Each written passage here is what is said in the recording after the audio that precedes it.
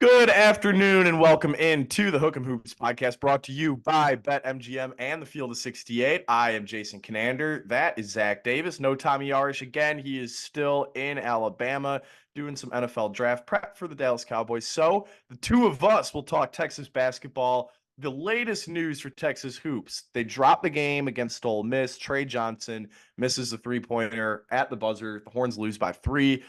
Zach, I want to hear your initial thoughts on that game in the SIP. Well, I said it in the last game. I said it in our last podcast. When Trey Johnson gets an open look, you're almost surprised when he misses shots. And I was beyond surprised he missed that one. I mean, they got the look. Like, I don't know how Ole Miss completely leaves him alone on that last play, but Trey Johnson was open on the left corner and just couldn't get it to go. And honestly, it wasn't really his day. 2 for 8 from the 3-point line. He did go 8 for 8 from the free throw line, but 6 for 16 from the field. This is a team that can't find rhythm all together all at the same time. We've seen this. Jason, I might be wrong, but I can't really remember a game all season where we've seen Pope, Mark, and Johnson all can hit like shots over 50% from three.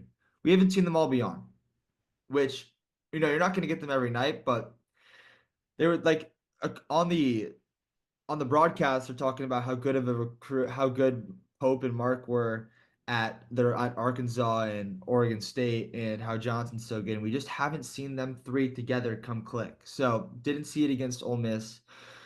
Couldn't get it done. Couldn't get it done, but you know what, Zach? I'll still chalk this game up as a winning effort. Texas led at half by 4. They had a 13-0 run in the first half, a 9-0 run in the first half, and then they just didn't hit the shots in the second half that they made in the first half. But I look at this game as a road showdown against a tough crowd where shots weren't falling and Texas still almost found a way to win. They out-rebounded Ole Miss by 9 in this game.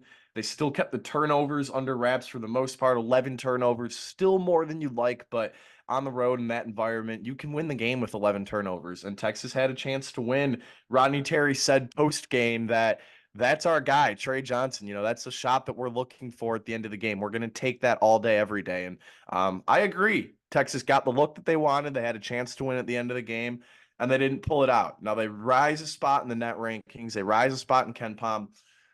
I think this loss may end up hurting them in March. If they're right on the cut line, this is something that we might remember because this was right in their hands as a winnable game, really, until those last 5 minutes when they lost control.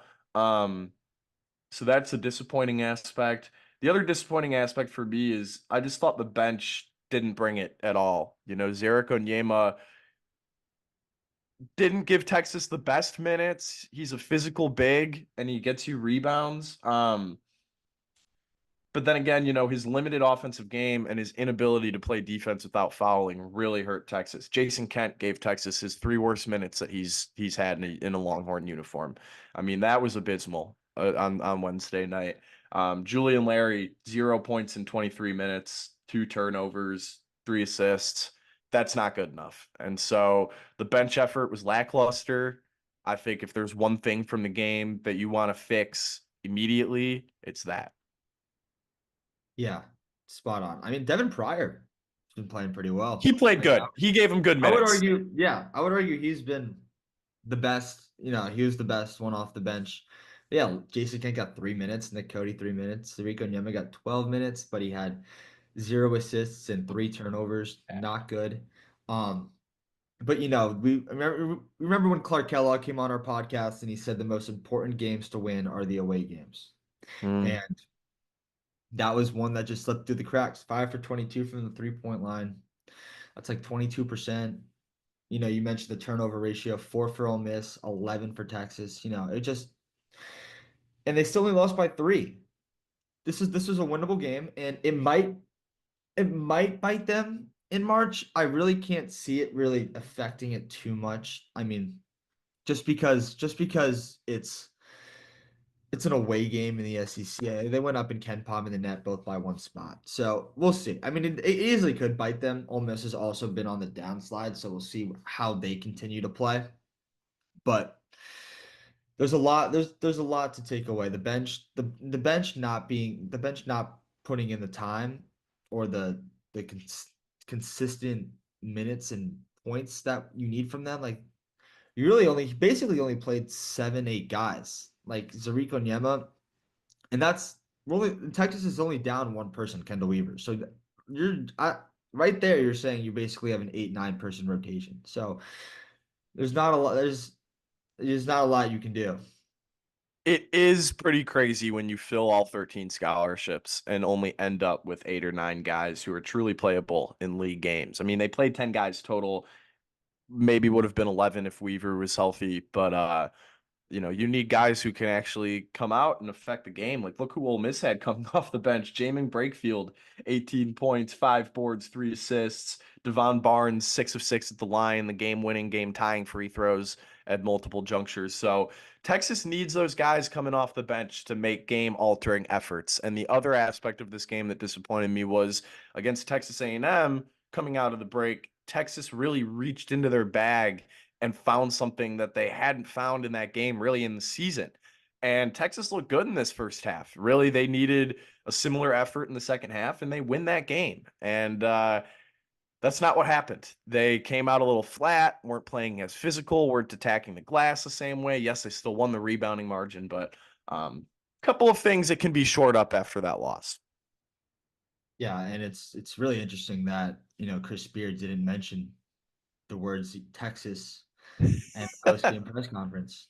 I mean, I wonder if the SIDs told the journalists that they couldn't ask him that question, which to me makes total sense and totally valid. It's was not a good situation that happened, and there's no reason to talk about it.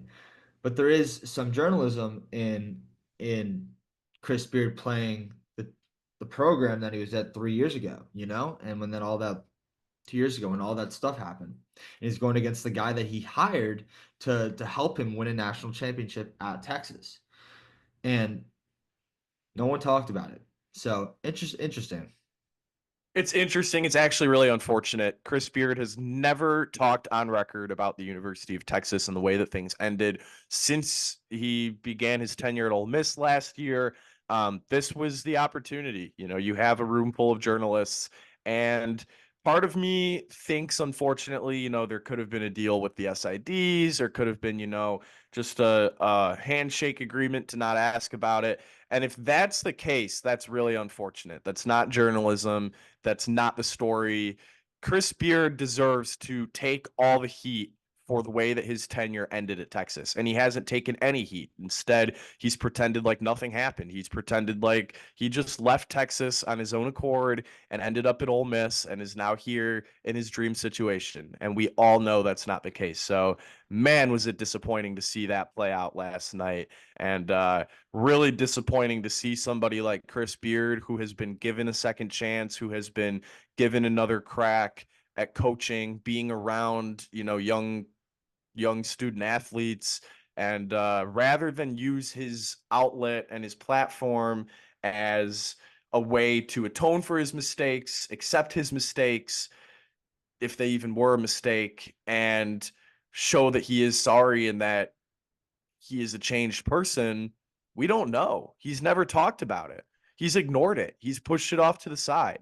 And this is not a situation where he's doing it because he wants the focus to be on the kids. No, this is something where the focus should be on Chris Beard and his apology that he's never given for this.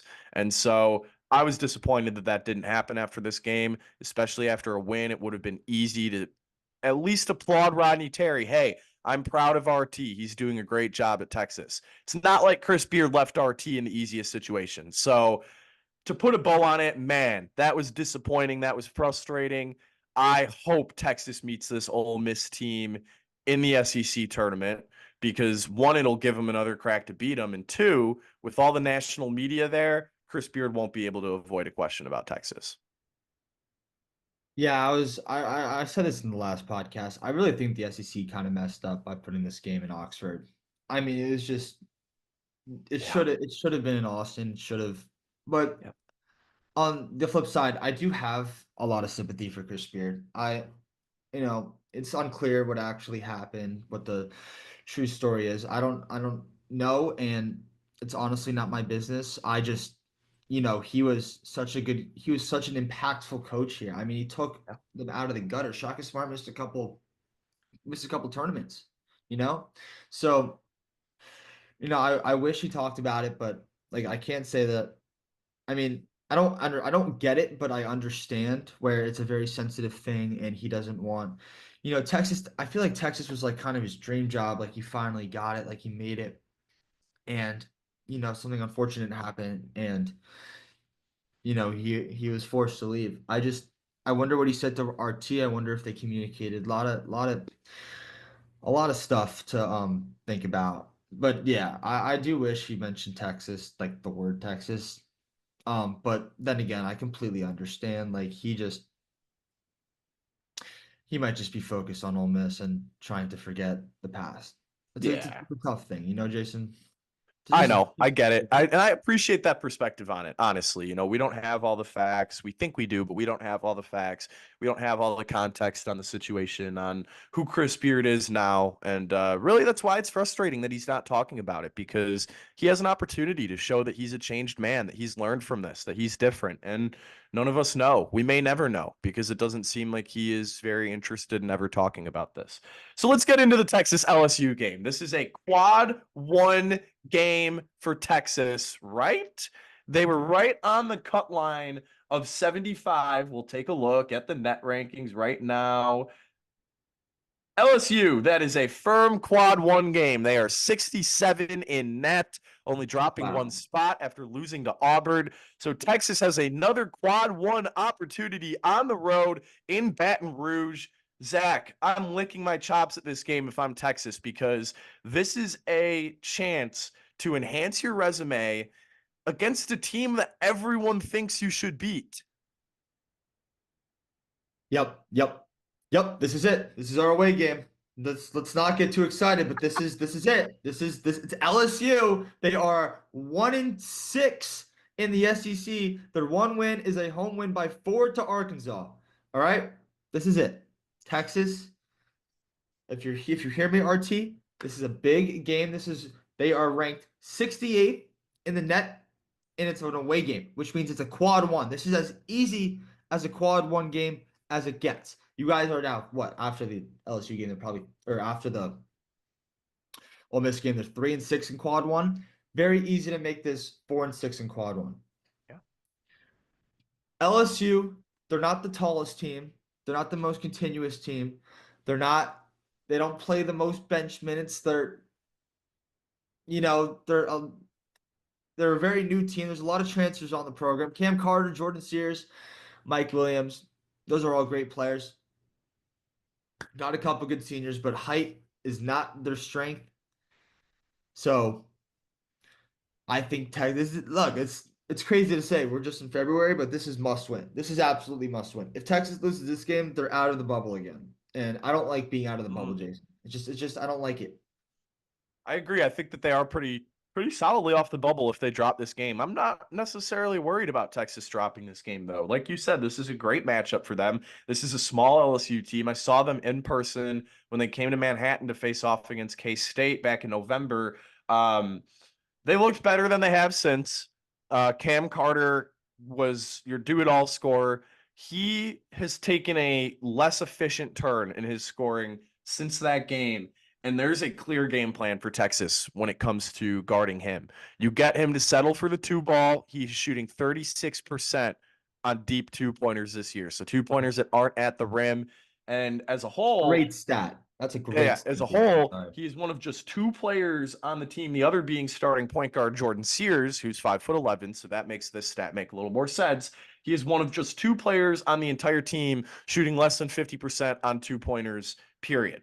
So if you can protect the 3-point line, you don't let the Tigers get hot from beyond the arc, especially at home, Texas should win. And I've really enjoyed the way that they've been playing defense these last couple of games.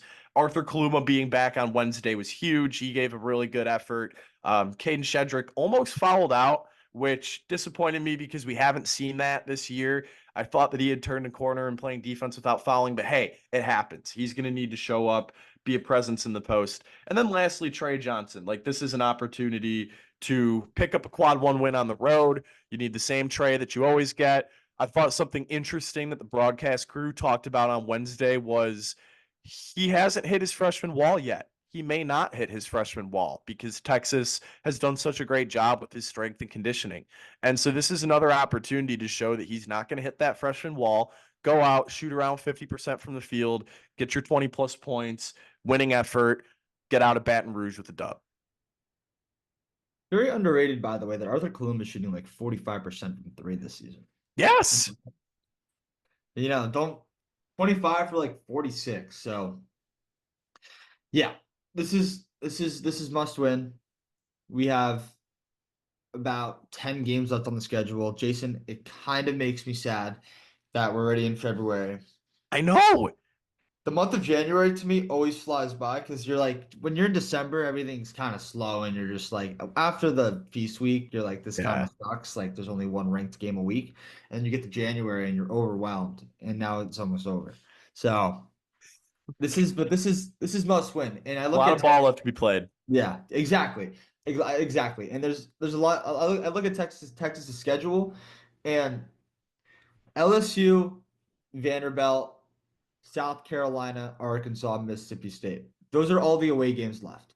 Those are all winnable away games, Jason. I didn't name any ranked teams there, did I? Our Vanderbilt's ranked right now. But um there's a lot of winnable away games. And this is they Texas has not I guess they beat Oklahoma on the road. This is, if you want to prove to the committee that you're a tournament team, like we believe, you got to go out and show it. And this is a big one. I'm gonna make a prediction right now. I think Texas does pull this one out. I'm gonna say Jordan Pope has a 20-point night, Ooh. and I'm gonna say Texas wins 81-73.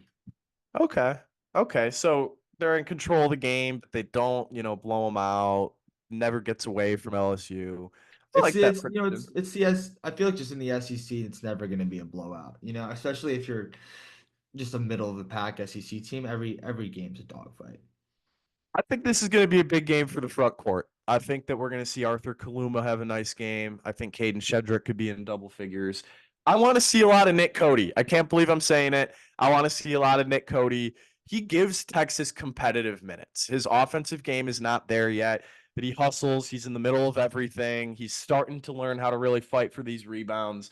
Against a smaller LSU team in a game where Texas will probably be up most of the time, give the ball to Nick Cody. He's shooting 70% on at the basket, at the rim, 2-pointers this year. It's a small sample size, but if you let him continue to build on that confidence, all of a sudden you might have a kid who is awfully playable down the stretch of the season. And right now, he's just giving you minutes as a big body out there, as a big presence.